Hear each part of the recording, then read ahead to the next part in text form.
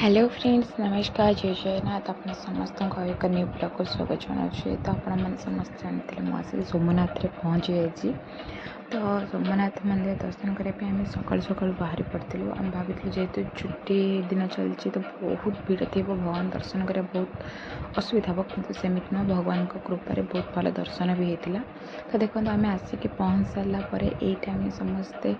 बाबा सोमनाथ टीका मथार लगे लगे सारापर आम बाहरी पड़ू भगवान का दर्शन करने तो ये देखो तो बहुत देखा बहुत भीड़ किंतु एत भीड़ नाला मामुन तो बहुत मजारे एंजॉय करके जाता कारण ताकू तो कष्ट करा पड़ोनी सी तो काख मैंने जन हाथ रू जड़े आउ जन हाथ एमती सी तो देखा ना तो से बहुत एंजॉय कर जाऊला जेहेतु भगवान महादेव ताकू डाक प्रथम ज्योतिर्लिंग मामुन ये दर्शन हम तो सेटा बहुत एंजॉय करमती सांग मैंने जो एत से भगवान का दर्शन कर बहुत जोर निद आसला कि जो भगवान का दर्शन कर ही से शोची से पर्यटन से शोई नाला तो देखो मामुन चलती आम सब भी जाइचु तो ये मंदिर भितर तो मोबाइल एलाउ नाला तो से आम मंदिर बाहर ही मोबाइल सब छाड़ी जाइलु तो भगवान दर्शन बहुत भल भाव बहुत शांतिर सहित होता है। ये सब रिटर्न कर बाबा दर्शन करके सब रिटर्न करता ये समस्ते टी पैर पानी पीते ये देखते मामुन शोई पड़ी सी आराम से शोची तापर आम बाहरी पड़ू भालका तीर्थ तो आपण मैंने समस्ते जानते भालका तीर्थ कौन भालका तीर्थ हूँ से जगह जो भगवान श्रीकृष्ण का मृत्यु घटी अर्थात भगवान श्रीकृष्ण मृत्युर कहानी तो आम सब शुणीचे जरा नामक शबर पादर तीर मारी जहाँफल श्रीकृष्ण का मृत्यु होता से जगह हूँ यहीटा भालका तीर्थ तो आम सोमनाथ दर्शन कर सारापर भालका तीर्थ आसलु सोमनाथ ठू मात्र 5 किलोमीटर दूर में भालका तीर्थ अवस्थित भालका तीर्थ मंदिर सब आम भलरे बुलाबुली कलु सांग मैंने बहुत शांत परिवेश माने जो आम सोमनाथ मंदिर भी जाइलु आउ ए भालका तीर्थ बहुत भल लगे मन को पूरा शांति मिलला तो सांग मैंने आग को भी आम बहुत जगह जाइचु आपण मैंने वीडियो कंटिन्यू देखते जानीपर आम कौटी कौटी जाइचु तो जदि मो वीडियो भल लगी थाए तो निहाती भाव में लाइक शेयर एंड सब्सक्राइब करदेवे सब्सक्राइब करने को जमार भी भूलें तो देखो यहीटा हूँ बाणगंगा माने आम बाणगंगा आसी पहुँच बाणगंगा देखु ये आम दीटा शिवलिंग देखीचु जोटा कि